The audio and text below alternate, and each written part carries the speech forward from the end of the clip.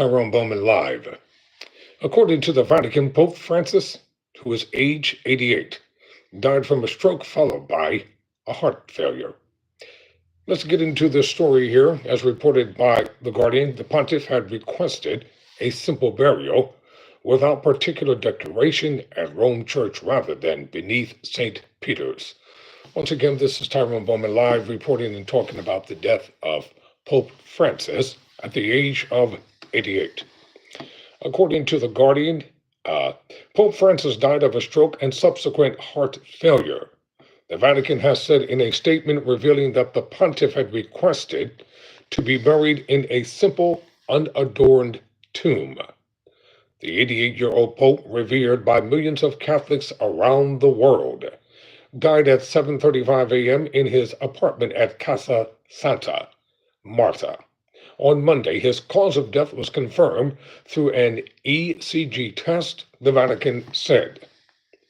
Francis, who twice almost died when hospitalized with severe pneumonia in February, also suffered from multiple bronchitis, arterial hypertension, and type 2 diabetes.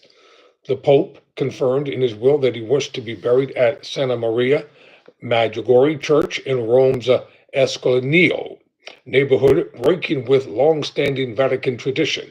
He would pray at the Basilica before and after trips overseas and last visited on the 12th of April.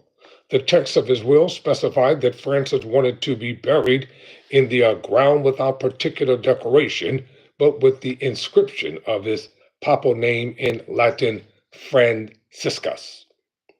Popes are usually buried with much fanfare in the grottos beneath St. Peter's Basilica in Vatican City, but Francis, loved by many Catholics for his humility, simplified rites for papal funerals last year. In the text of his will that was published by the Vatican, the late Pope said, quote, "The cost of preparing the burial will be covered by a sum provided by a benefactor, which I have arranged to be transferred to the Papal Basilica of St. Mary Major. I have given the necessary instructions regarding this to Cardinal Rolandus Marecas, Extraordinary Commissioner of the Librarian Basilica," end quote. His body was transferred into a coffin in the chapel of Casa Santa Marta on Monday night. The coffin will be taken to St. Peter's Basilica on Wednesday morning to allow the public to pay their respects. Cardinals will meet on Tuesday morning to decide the date of the Pope's funeral, which must take place between 4 and 6 days after his death. The funeral will be followed by 9 days of official mourning. Thousands of pilgrims and tourists flocked to St. Peter's Square, where prayers for the Pope were held on Monday evening. Francis, who had chronic lung disease and had part of one of his lungs removed as a young man, was admitted to Gemelli Hospital in Rome on the 14th of February for a respiratory crisis that developed into double pneumonia. He spent 38 days there, the longest hospitalization of his 12-year papacy. He was discharged from the hospital on the 23rd of March and made his last public appearance on Sunday, when he did a tour of St. Peter's Square into the Pope-mobile and gave a brief greeting from the central balcony of St. Peter's Basilica. Amid intense mourning over the coming days and weeks, maneuvering within the Vatican over who is to succeed Francis and become the 268th head of the Catholic Church is certain to begin.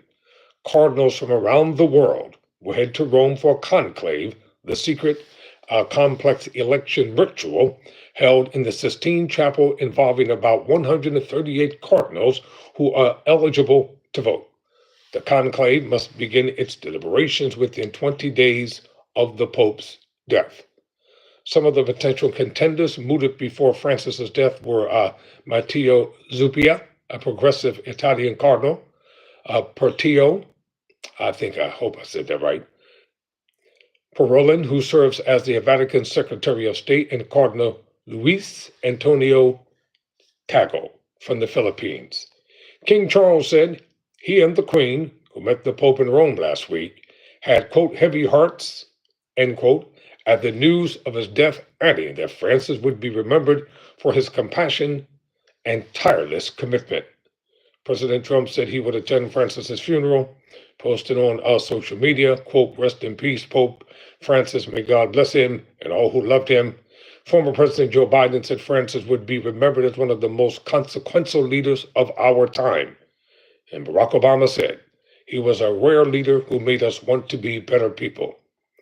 In Italy, Gregoria Melonia, the prime minister, said, "I had the privilege of enjoying his friendship, his advice, and his teachings, which never failed even in moments of trial and suffering," quote, close quote. The pontiff's death is likely to exasperate sharp divisions within the Curia, with conservatives seeking to wrest control of the church away from reformers. Well, you can believe that's going to be an all-out battle that's going on. During his 12-year papacy, Francis, the first Jesuit pope, was a vocal champion of the world's poor, dispossessed, and disadvantaged, and a blunt critic of corporate greed and social and economic inequality. Within the Vatican, he criticized extravagance and privilege, calling on church leaders to show humility. His views titled significant numbers of cardinals and powerful Vatican officials who often sought to frustrate Francis's efforts to overhaul the ancient institutions of the church. But his compassion and humility endeared him to millions around the world. Francis, who was born Jorge Mario Bergoglio in Buenos Aires, Argentina, in 1936, and when he was elected Pope in March 2013, he immediately signaled his style of papacy by taking the bus rather than papal car to his hotel, where he paid his bill before moving into the Vatican guest house, eschewing the opulent papal apartments. At his first media appearance, he expressed his wish for a, quote, "poor church and a church for the poor," end quote. He focused his papal attention on poverty and inequality, calling unfettered capitalism, quote, "the dung of the devil," close quote. 2 years into his papacy, he issued a 180-page encyclica on the environment, demanding the world's richest nations pay their grave social debt to the poor. The climate crisis represented one of the principal challenges facing humanity in our day, the Pope said. He called for compassion for and generosity towards refugees, saying they should not be treated as pawns on the chessboard of humanity, quote, close quote. After visiting the Greek island of Lesbos, he offered 12 Syrians refuge at the Vatican. During his recent period in hospital, he kept up his telephone calls to the Holy Family Church in Gaza, a nightly routine since the 9th of October of 2023. One of the biggest issues with which Francis had to contend was that of clerical sexual abuse and the church's cover-up of crimes committed by priests and bishops. In the first few years of his papacy, as wave after wave of scandals engulfed the church, Francis was accused by survivors and others of failing to understand the scale of the crisis and the urgent need to proactively root out abuse and its cover-up. In 2019, Pope Francis summoned bishops from around the world to Rome to discuss the crisis, and later issued an edict requiring priests and nuns to report sexual abuse and its cover-up to the church authorities, and guaranteeing protection for whistleblowers. It was a significant move towards the church taking responsibility for the scandals and went much further than his predecessors. Also, during his tenure as the head of the Catholic Church, Pope Francis was obliged to respond to repeated acts of terrorism and persecution. He was at pains to stress the violence and that people should not conflate acts of terrorism with Islam. Quote, "I think it is not right to identify Islam with violence," close quote. He said after the murder of a Catholic priest in France in 2016, quote, "I think that in nearly all religions there is always a small fundamentalist group," he said, adding, "We Catholics have them," close quote. Francis spoke with compassion on issues of sexuality, famously responding, "Who am I to judge?" quote, close quote, to a question about gay priests, the family, and the role of women in society, while adhering to traditional Catholic doctrine on marriage, contraception, and abortion. Although many on the left strove to claim Francis as one of their own, he could not easily be defined as liberal or conservative.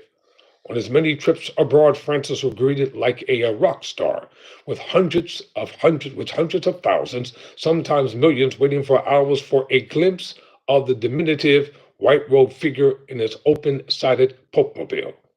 His appeal was particularly strong among young people, whom he frequently urged to reject materialism and over-independence on technology.